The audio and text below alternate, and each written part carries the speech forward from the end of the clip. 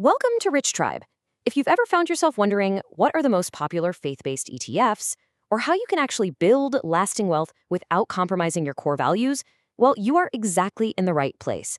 Today, we're laying out a crystal clear roadmap. As a financial advisor, my whole job is helping clients balance their deep beliefs with seriously strong financial growth. So in this explainer, we're going to dive deep into portfolio diversification. We'll be comparing popular faith-based ETFs directly with tangible property investments. Let's look at the hard data, break down the actual risks, and give you the exact, practical tools to finally get started. Now, before we even look at a single specific fund or piece of real estate, we have to establish the absolute foundation of our wealth-building mindset. And that comes down to recognizing the massive difference between true investing and mere speculating. Speculating? That's chasing those loud, get-rich-quick, bold-letter promises where, let's be honest, it's highly possible to lose your shirt. True investing, on the other hand, is a slow, steady, highly calculated approach. But I can almost hear you asking, wait a minute, if we aren't chasing those massive overnight gains, what does a realistic return actually look like? Are we just settling for pennies here? That is exactly what we need to define. Real investing is simply about putting your money to work, subject to modest levels of risk. So what's reasonable? Historically speaking, a really solid target is about 3 to 5% above the rate of inflation. It's about gathering your money little by little over a long period to provide for those future needs, like your kids' college or your retirement, and having the resources to support the Lord's work. It requires genuine patience. Now, you might be thinking, okay, 3 to 5% above inflation sounds incredibly slow. And realistically, how can someone even start investing if they have almost zero extra funds to begin with? And that is a totally fair question. It brilliantly illustrates where some core investment strategies come into play. When your funds are limited, you lean on a concept called leverage. Leverage is basically strategically using other people's money, or OPM, to invest. It is, without a doubt, one of the most complex but absolutely crucial tools you can develop. And frankly, it's the bedrock of real estate investing. You literally don't need a mountain of your own cash if you know how to safely manage a bank's money to acquire an asset. Let's break down exactly how utilizing this strategy builds your wealth month over month.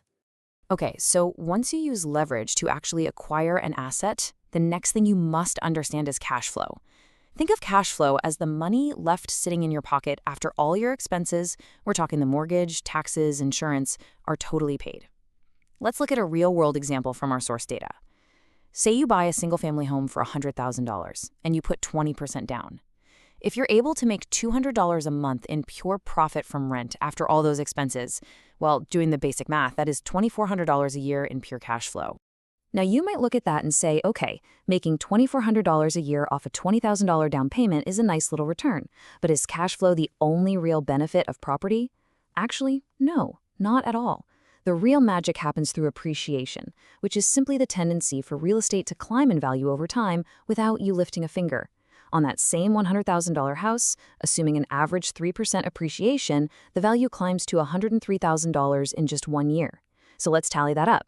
You made $2,400 in cash flow, plus $3,000 in equity from the appreciation, plus another $1,500 from the tenant literally paying down your loan balance for you. That is a $6,900 gain on a $20,000 investment in just 12 months. Okay, so the math on real estate makes a lot of sense. But you're probably wondering, how do these core concepts of patient, purposeful wealth apply to the stock market? Let's pivot and look at how we diversify. We're looking at the most popular Christian investment fund families right now: Inspire, Timothy Plan, Eventtide, and Guidestone. If you want liquidity, meaning you want to buy and sell easily without managing tenants or fixing leaky roofs, faith-based ETFs and mutual funds are absolutely your answer. They allow you to apply very strict biblical screens to your entire portfolio. Let's start by looking at Inspire Investing. They brought a pretty revolutionary approach to this space with passive ETF strategies. Their flagship Inspire 500 ETF, ticker symbol PTN, boasts an incredibly low expense ratio of just 0.09%. It uses something called an impact score to rigorously screen out any companies involved in abortion, pornography, gambling, and alcohol. This gives you highly efficient, low-cost exposure to 500 large U.S. companies. But of course, the skeptic in the room is going to ask, realistically, when you apply those strict moral screens and exclude so many major market players, don't you end up sacrificing your actual market performance? Well, that is a super common assumption, but the data actually says otherwise. Both Inspire's passive ETFs and actively managed funds, like Eventide, Timothy Plan, and Guidestone, have delivered highly competitive long-term returns compared to your standard conventional benchmarks. Now, keep in mind, actively managed funds do cost a bit more, usually sitting between 0.90% and 1.20%, but funds like Eventide focus heavily on growth-oriented portfolios in sectors like tech and healthcare. Their whole philosophy is that companies out there solving real human problems are perfectly positioned for long-term growth. Now, I know some of you might still feel like tangible assets, things you can physically touch and see, are just safer. You might be asking, are stocks really that risky compared to a property? The truth is, every single investment carries risk. As an advisor, my job is to help you build a bulletproof, diversified portfolio by showing you a direct side-by-side risk assessment. With stocks and ETFs, your main risks are market volatility, prices jumping up and down daily, and a total lack of control over the actual company's decisions. With property, your risks are totally different. You face tenant issues, the very real danger of underestimating your repair expenses, and a lack of liquidity, meaning you can't just cash out your house on a Tuesday afternoon if you suddenly need emergency funds. Furthermore, specific market conditions heavily dictate your success rate when we compare property versus stocks. For instance, whether you're dealing with a single-family home or a massive apartment complex, an experienced real estate investor knows exactly how to read the market. When property inventory is high and prices are low, boom, that is the perfect condition to buy. Conversely, when the housing market becomes wildly overheated, smart investors hit the pause button on buying and might actually allocate more of their capital into their ETF portfolios until the real estate market settles back down to earth. But what happens if the market shifts against you? How do you actually get out of a deal safely? Knowing your exit strategy is honestly just as important as how you enter. In an ETF portfolio, exits are governed by strict strategic rules. You have tactical trades, which are short-term rules based on immediate market data, and core trades, which are your long-term hold rules.